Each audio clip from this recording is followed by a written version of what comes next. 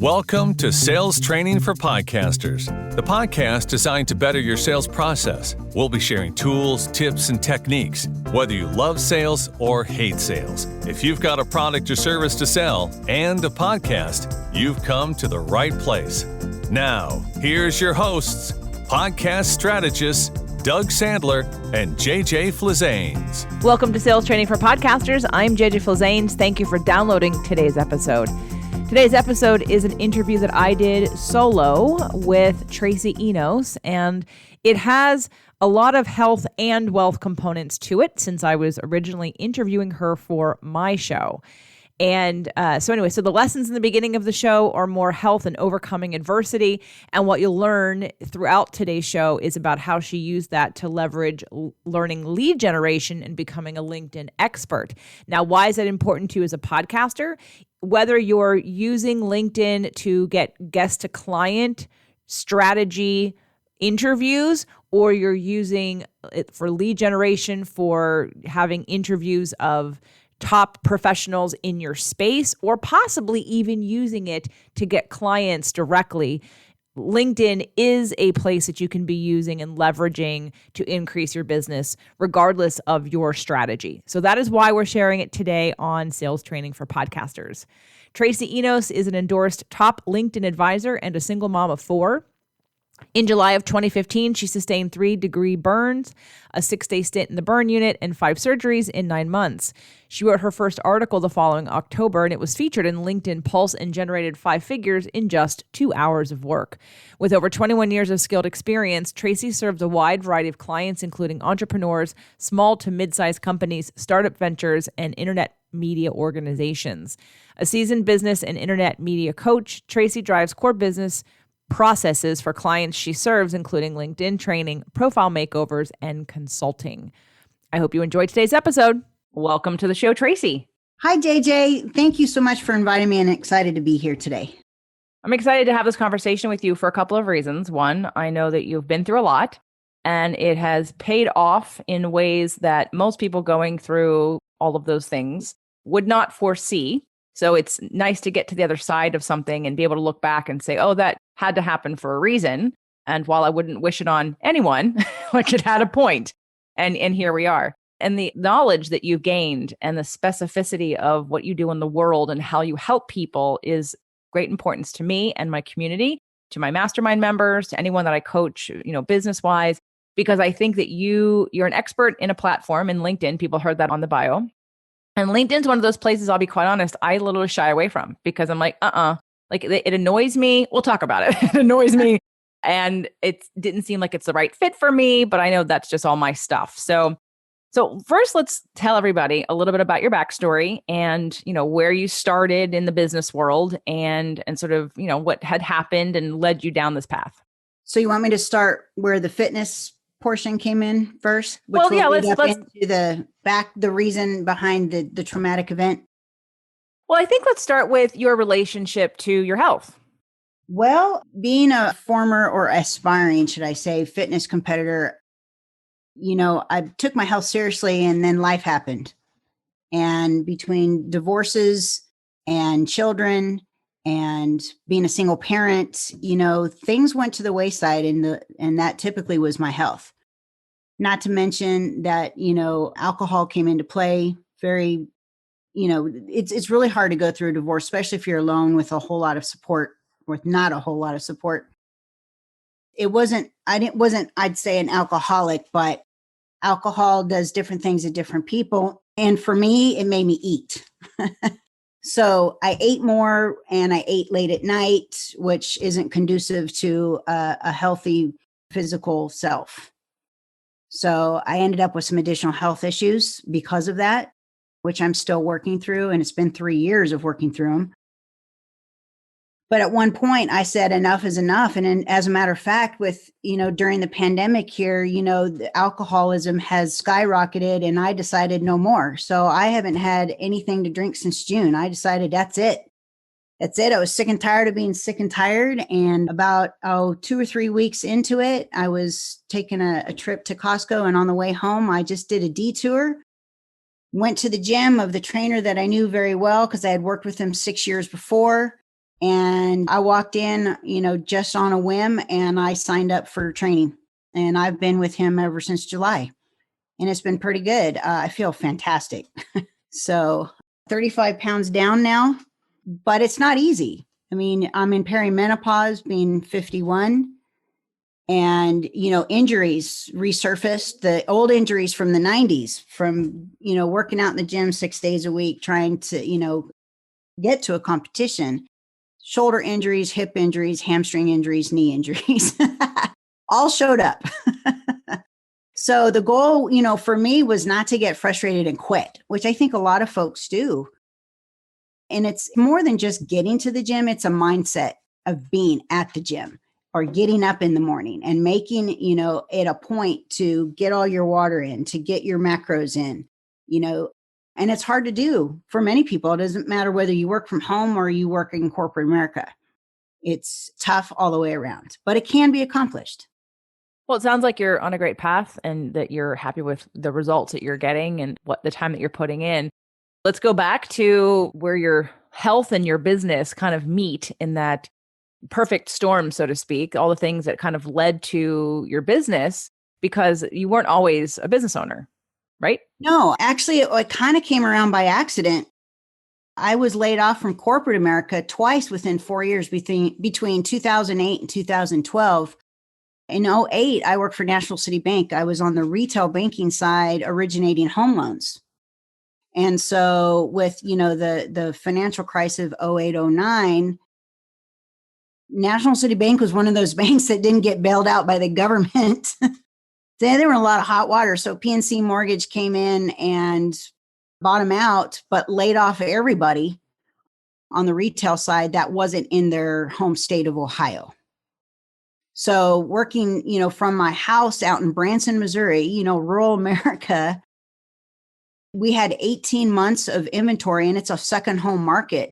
I couldn't make it, So I got laid off, and while everybody else up here in the Kansas City area where my home office was, got jobs with US Bank, nobody was hiring where I was living at. It took me literally probably 9 months to find a job, and I moved back up here to Kansas City.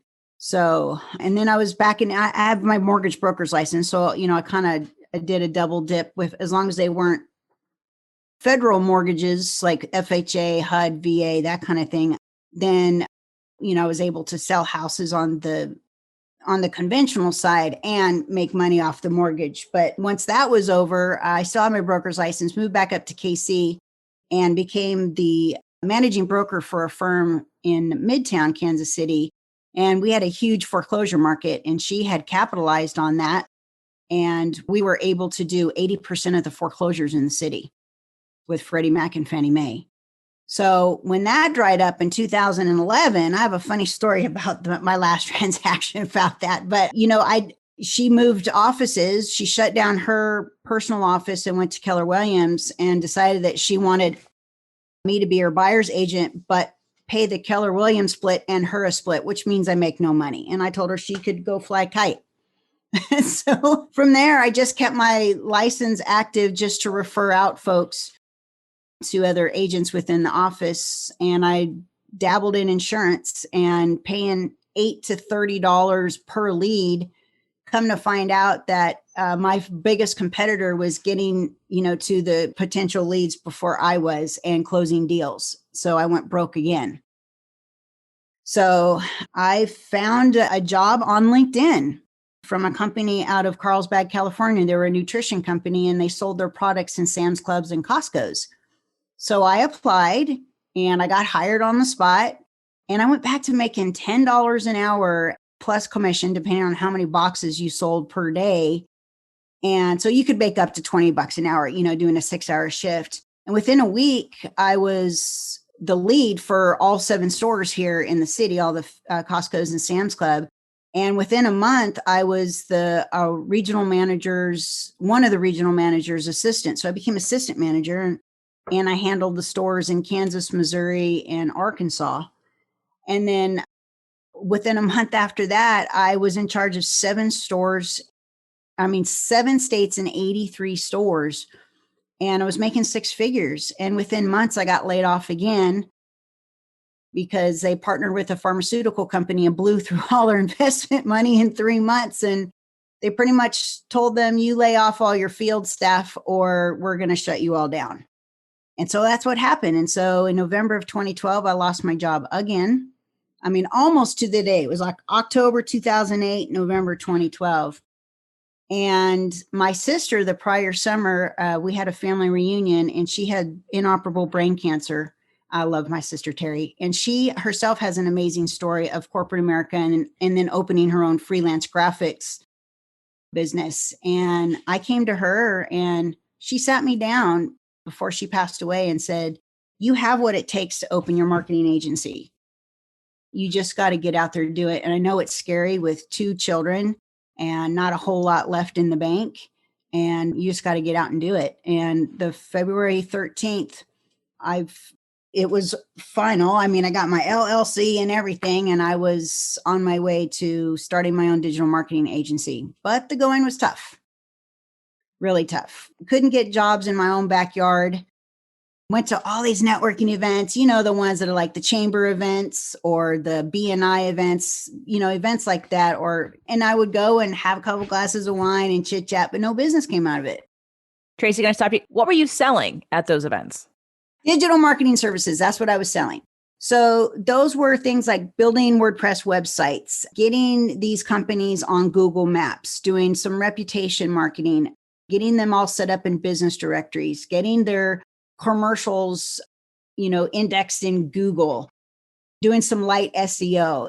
It was just various types of services, but we didn't concentrate on just one. So we were kind of master of none, so we had a lot of them. But like I said, it was going slow. So, while I was at the position prior with the nutrition company, I spent a lot of evenings in my hotel room. Everybody else is going and partying, going to the bars. And I decided I was going to play in LinkedIn. And I'd been doing that prior, to getting this job anyway. I'm kind of an out of the box kind of girl. I kind of adopt things that are brand new before everybody else does. I've been doing that ever since I was in the real estate business. Anyway, so I was playing around in there and I was kind of in the trenches and I was kind of learning how to do things. And so that's what I went to when I couldn't find business in my own backyard. I went to LinkedIn and I started getting clients. I got commercial roofers in Philadelphia. I got another digital marketing agency in Houston, and I started working with people in Canada. It was great. And then eventually those clients turned around and said, hey, we like what you're doing for us or for yourself. Can you do it for us? And that's how it was born. And I evolved out of doing the other digital marketing services and just started concentrating on LinkedIn. Were you a solopreneur the whole time, or did you have people that worked for you either as contractors or staff? I had contractors. Oh gosh, I couldn't have done that all by myself. Fulfillment was a lot of work. But even then, so at the time, I'll be honest with you, we fulfilled overseas in the Philippines. So, we're paying $2, $3, $4 an hour. No, I understand. The person who's been transcribing for me for 6 years is in the Philippines. She speaks perfect English. And so, I have people who work for me here, but, no shame to helping other countries, especially when their English is perfect and you can get stuff done when you're sleeping. And, in all different time zones, because when you move to digital, as most people know now, when you're online and that's where your business lives, that's where most of us are living. Some of us got here a little bit earlier, and some of us have been forced to be here now against their will. But this is the way the world is. And it isn't going to stop in terms of people being able to connect through digital media and digital ways of connecting and doing business. So I was just curious because I know a lot of solopreneurs do what you were doing and try to do it all themselves. And did you start out right away with help, or did you just do it all yourself until you had to have help? Oh, no, I was doing it all myself and I didn't know anything. So I was spending additional time learning how to do stuff. It just didn't come naturally. It wasn't the industry I'd been in prior. So I was learning and earning at the same time. Now, is it within this when you moved into doing LinkedIn? Are we out of the weeds right now with the health, or was there another defining moment? No, so I had actually that summer prior to, and it was actually in 2012. When I started working for SGN Nutrition, I had lost an additional 30 pounds. So my weight's always been a yo-yo. When I got pregnant, I wasn't the one of the lucky ones that gained 20 pounds. I gained 60 or 65 pounds. So on my small 5'4" frame, that's a lot, talking 190, 195 pounds. And it didn't come off in 3 months. It came off in a year. I'm a slow goer, so slower metabolism, even in when I was young. So, and as you can imagine, getting older, you've got different hormones, you're aging, it takes a lot more to come off. And, you can't just eat 2 bowls of cereal every evening and expect to lose weight like you could when you were 17. Well, I know that there's a story about you sort of doing business from your hospital bed, or what I meant by out of the weeds. Has that already happened? And you No, that hadn't happened yet. That was, so 2013, I was official, but I had been making, helping people do LinkedIn and stuff back in 2012, but I wasn't making any money. I had friends and colleagues that were wanting to learn how to use it, and I did it for free. So officially in 2013, that's when I officially started charging for my services, regardless of what it was. So no, that happened in July 7th of 2015 at 5:30 in the morning was that traumatic event. And in fact, I had gained all my weight back and then some from that 2013. I was back down to a size 4. Looked pretty good. Felt healthy. It was awesome. I was working a lot. I was working out every morning. And I kind of felt back like I was back in my 20s. But I let myself go again. And, a lot of that had to do with life. And I let life get to me, single parenting, ex-husband's wife. It was just nonstop. And, it's depressing. It can put anybody into, a depressive state. But the caveat to all of this that came crashing down was a freak accident with hot boiling water and brown rice pasta at 5:30 a.m.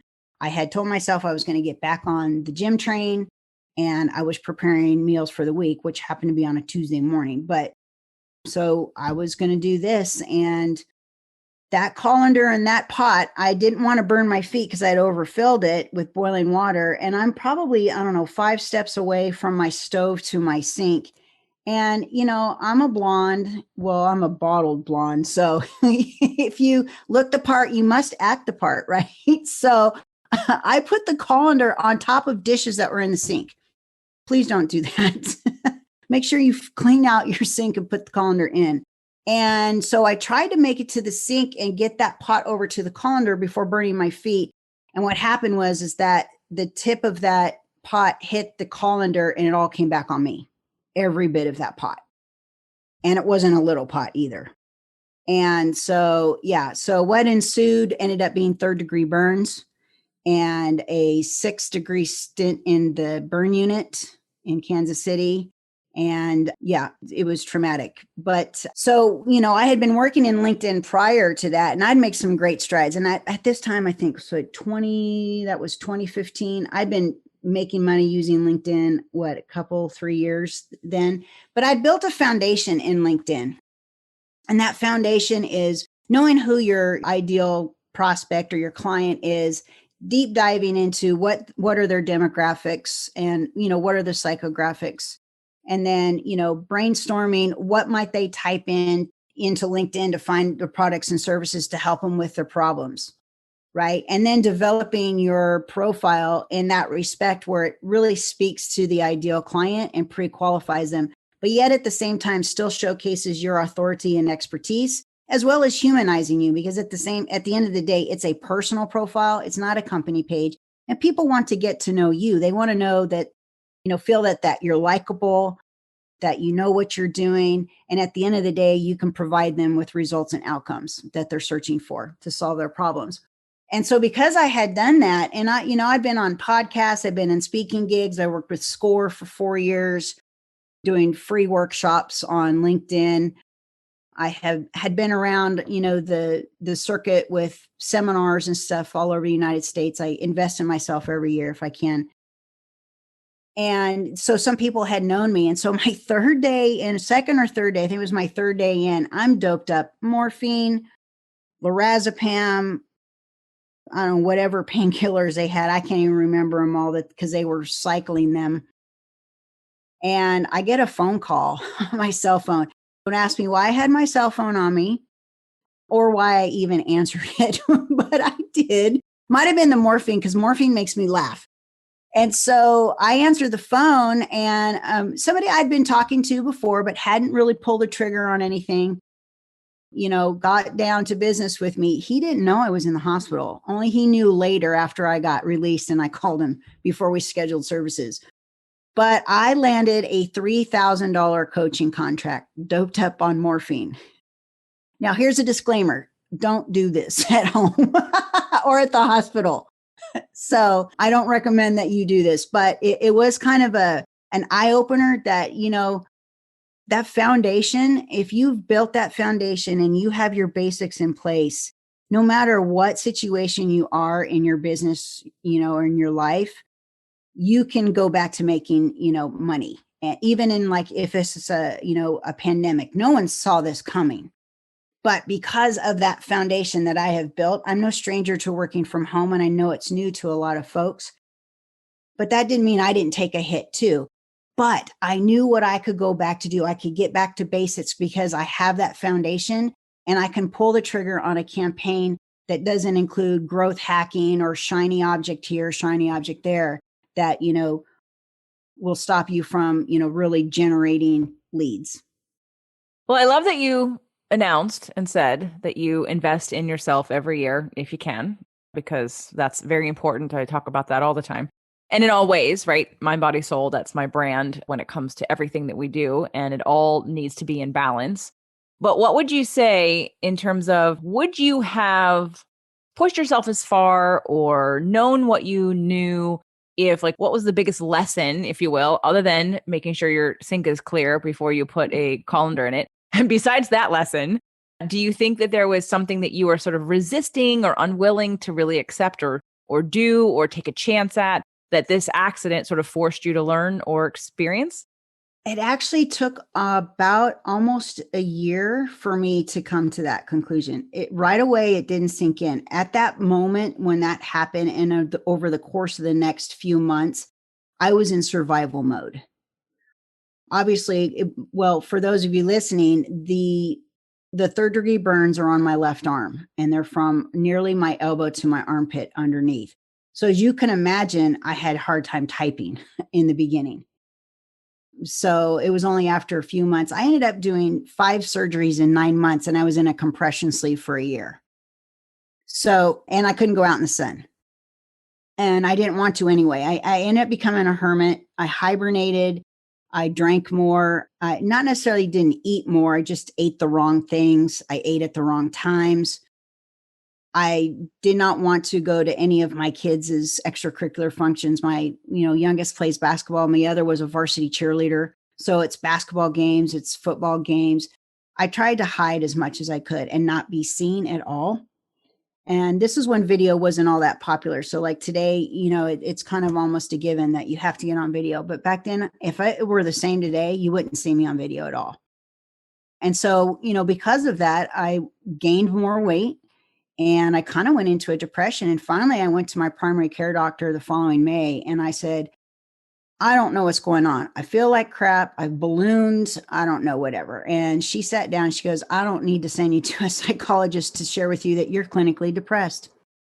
So here's Wellbutrin, and I'm going to set you up with a psychiatrist referral, and they can prescribe you lorazepam for your anxiety and fix yourself. And you know what? I already knew what she was going to say, but I got back in my car with that script in my hand and that referral, and I just sat there and I pondered on it.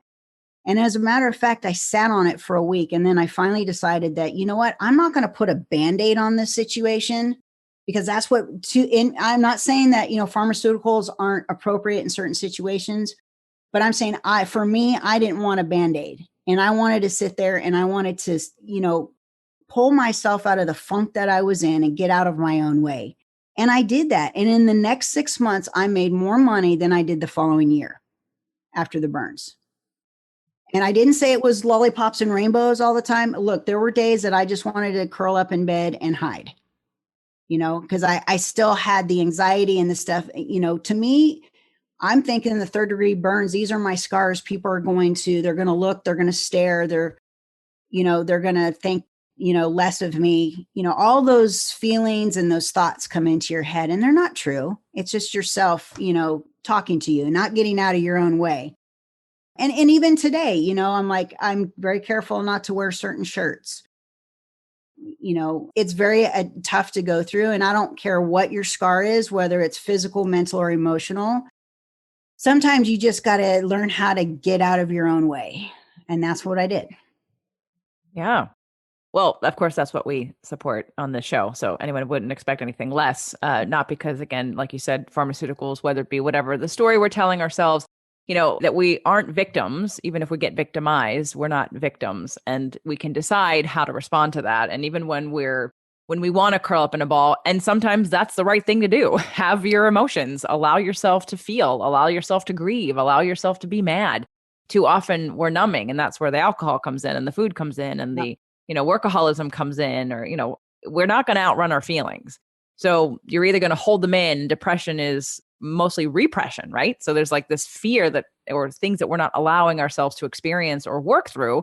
So we're really repressing all the things that are going on inside of us. And too many times people are going to the drugs, but the drugs don't handle the perception. The drugs don't handle what's missing in your life. What outlet are you giving yourself? What creative expression are you not taking? What story are you telling yourself to keep you in this reaction that most people can back up, right? We want to make ourselves correct. So we fight for the right to be in the stage that we're in or in our limiting beliefs. And at some point, not everybody, but at some point we make peace with that and we figure a way around it. We say no. And you sat there in the car. One thing about Virgos, Tracy and I had a conversation before we started the show, and I asked her what her sign was so I wouldn't have to ask it on the show. But one of the things about Virgos, you're right smack in the middle, and you're number 7 in the whole astrological line. And every sign evolves and grows into the next sign. So you have every sign's good and bad stuff before you. So you're right in the middle.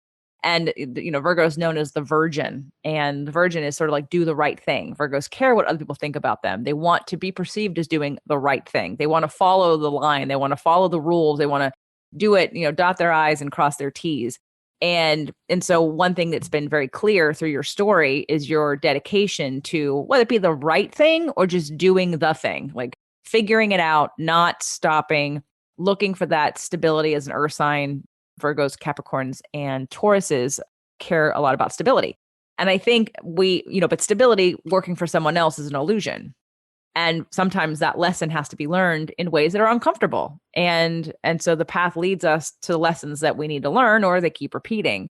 And I think it's a really beautiful expression of wanting stability when you could list all the different things on both hands, from ex-husbands, like you said, and your kids, and layoffs and injuries, and like all the things that could work against you to provide a lack of stability. That at the end of the day, the only way for you to find stability was for you to create it yourself and rely on yourself and to do it yourself, and not from a defensive place, not from an anger place, but from an inspiring place, from a what can I offer the world? What am I good at? And one of the things I love about podcasting and the work I've been doing in the world with people like this is allowing my audience, allowing my community to ask me for what they need and to follow that and to have this sort of co-creative experience with people where I'm presenting ideas, thoughts, tools, education, and I'm getting, hey, this was great. It changed my life. I need work on this. And it sounds like as you were helping people with digital marketing, you then got asked, and your community asked you, hey, can you teach me to do what you're doing on LinkedIn? And that's how your business was born. Would that be accurate? Yes, that and a trip to a seminar in San Diego, a marketing seminar. And I got into a 7-minute hot seat with 4 multimillionaires sitting on the stage. And you get up to the stage, and in 7 minutes, they dissect your business. And they told me to quit what I was doing, fire all my clients, and do LinkedIn consulting and write a book. And guess what? I went home and I fired one client, and I told the rest, and I'm finishing the month out. And I started LinkedIn coaching and consulting, but the book didn't come till 3 years later. But it got out finally. So that was the right decision. That was the path that, so you sort of got led down, and look where you are. And so now I want to pivot a little bit to those who are listening who either have businesses or are looking for business, right? So I know one of the reasons why I said at the beginning of the show, I've worked for myself for 20 years. And so I have always understood or assumed or heard that LinkedIn was for people that were professionals looking for jobs. And so they would look for jobs and they would post it in LinkedIn and they'd make connections with CEOs or whomever to have a resume passed to them or whatever. And then as I started to get on LinkedIn and I'd accept friend requests or whatever connection requests, I'd always get messages, which I'm still doing today. Getting messages that I delete because I'm like, I'm not, and people marketing to me immediately. Like I just got turned off by the whole energy of LinkedIn for me in terms of someone trying to sell me something before having any kind of relationship. I saw there was some value in it, but I wasn't sure what. And I know I'm still not to this day using the value that I'm sure I could be using it for as someone who has their own business. And I have one of my VAs actually doing some of my LinkedIn stuff for me. And she's read your book and she's followed you and she's done the steps. And she wanted me to ask you how you work with clients currently. And, for her to work with me was easy because she's been listening to my podcast for 3 years and she's a client. So she knows me very well. And she felt like she could write my LinkedIn for me and really represent who I am because she knows me. But, wondering how she works with other people or what you're telling, like what you're teaching people to. And I know, of course, that just like with me, teaching people about exercise and nutrition and law of attraction and astrology, there's the information I can provide for you. And then there's, if you want to take it deeper, you can't figure it out, you can work with me.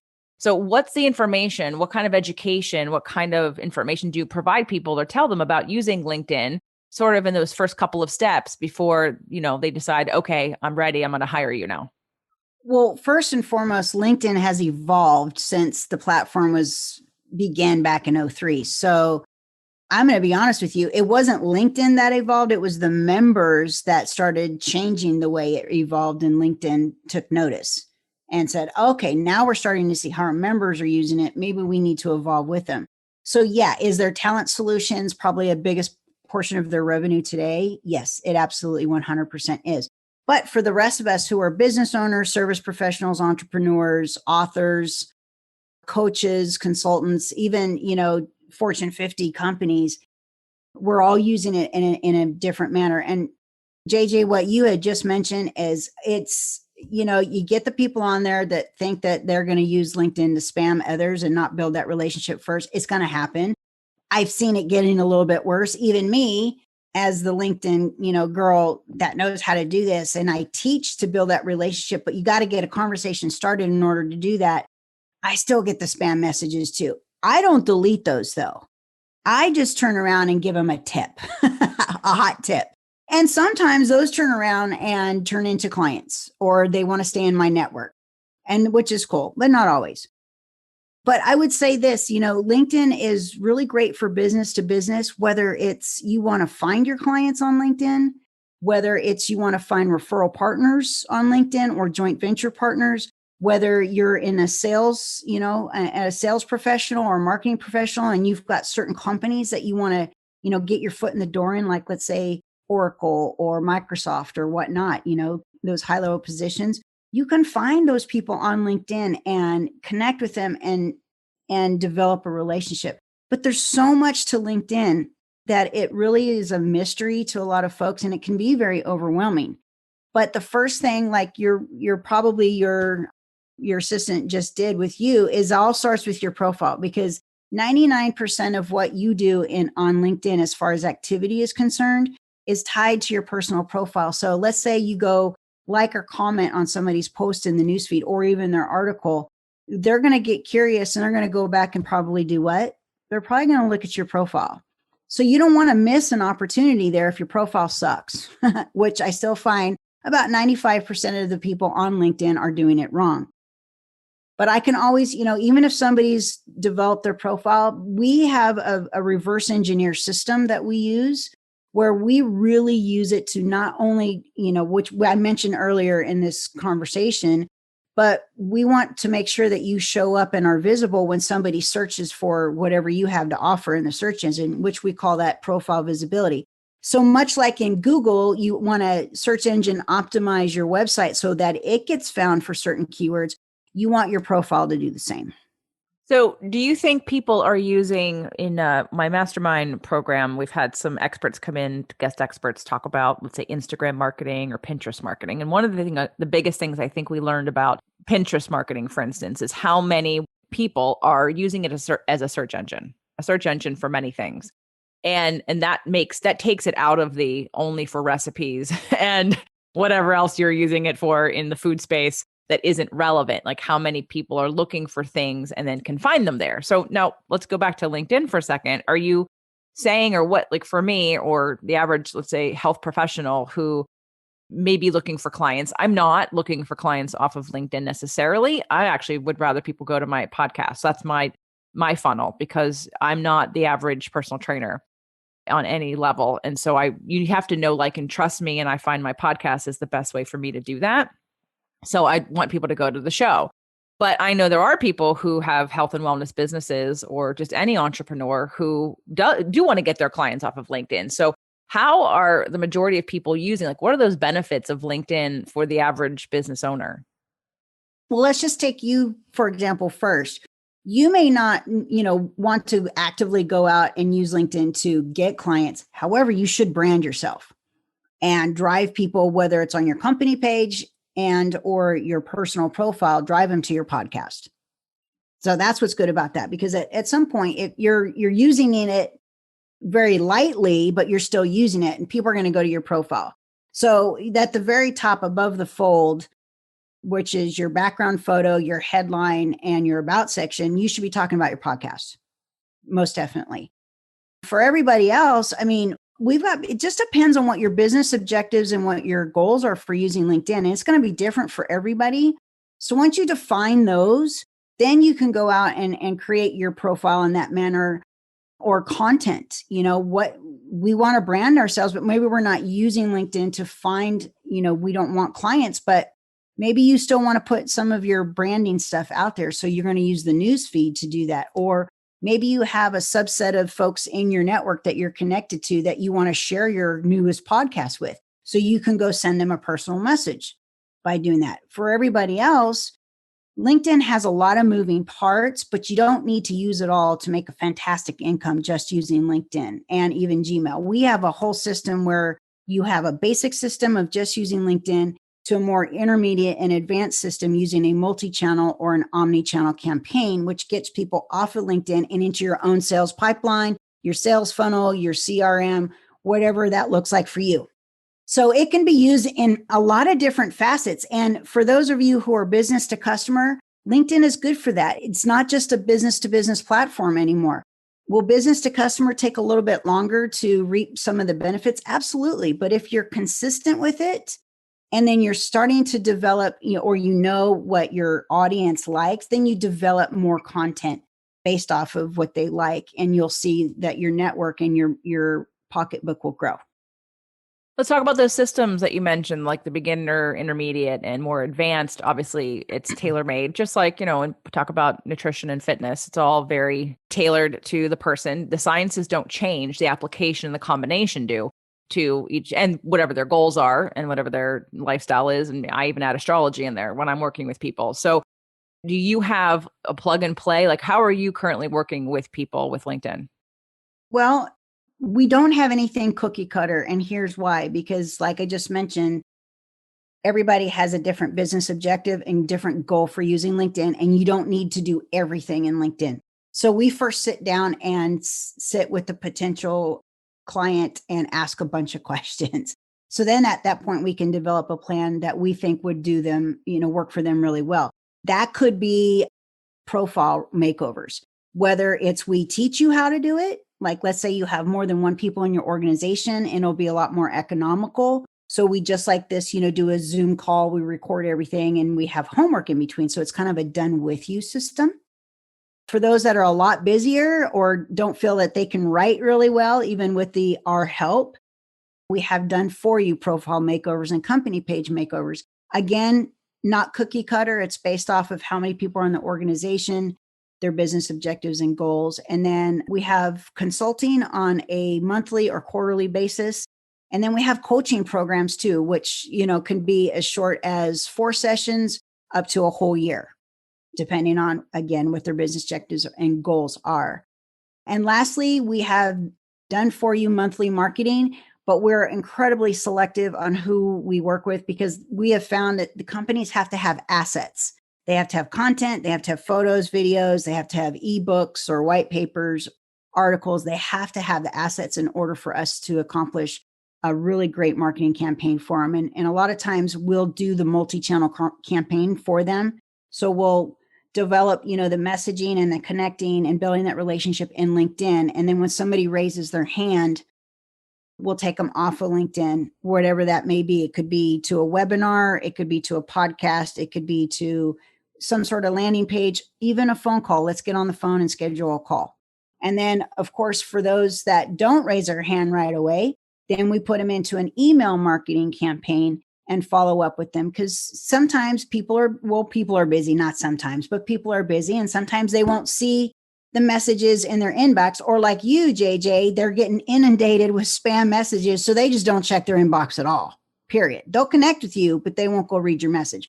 So from that point, we'll grab their email address and send them a personal email at that point. In the omni-channel campaign, we go one step further, which is either use of doing a phone call, like a cold call, and you put them into a system there with some use of software and or text messaging campaign as well. Good. There's a lot of options for different levels of people. I understand completely. I've got something similar. Let's talk about, for the people that are listening and they don't know where to start and they're not quite sure what's right for them, tell me where they would go. Would we send them to the Facebook group, buy your book, reach out for a consultation? Well, the Facebook group is free. Now we are going to actually officially launch it next week. Along with some of the health issues, I also suffer from chronic migraines, which didn't start till I hit perimenopause. But now we know it's more of a spinal issue than it is hormones. So we are officially starting next week. Just go in there and request to be added to the member of the group. And then I'm going to let everybody in at once and you'll see my welcome video and we're going to have a great time. You're going to learn a lot of stuff in there. I give you a lot of my best stuff. They could also go to my LinkedIn and request to connect with me. I would just put in there, heard you on JJ's podcast. That's good enough. That way I know that that's where you're coming from and I got a free gift for you. Or they can go to my link that JJ's going to supply. I mean, you guys can get my book for free. It's a PDF and you can also get a 23-point profile checklist for free to get you started. Excellent. Is that the LinkedIn to publishing.com? Yes, ma'am, it is. Okay. So all of the links, including the Facebook link, will all be in the show notes. But the freebie for the book, I believe, is linkedintopublishing.com. But again, all of this will be in the show notes for you to click on easily. So you don't have to try to remember it while you're driving or exercising, all of you who are listening. So there's so much here to learn. And I know I've avoided it because it just didn't feel like the right fit or the right next step. And sometimes, when we're ready, then the teacher appears. And so I appreciate having this conversation with you today. I hope I've inspired people to revisit their LinkedIn profile. I know that a lot of people are looking for also just jobs and they don't necessarily know the right way to go about it. So I think the first best step for everybody is to get the checklist and get Tracy's book and read it and apply it and join the Facebook group, because if she's giving free teachings there, grab that and get involved in that. And then as you know, like, and trust and have some success or feel confident and ready, then of course, reach out to her, let her know you heard her on the show and have a session or figure out how you can work with her to better improve not only your business, your career, if you don't have a business, but you just want to excel in what it is you're already doing. Tracy, thank you so much for coming on the show today.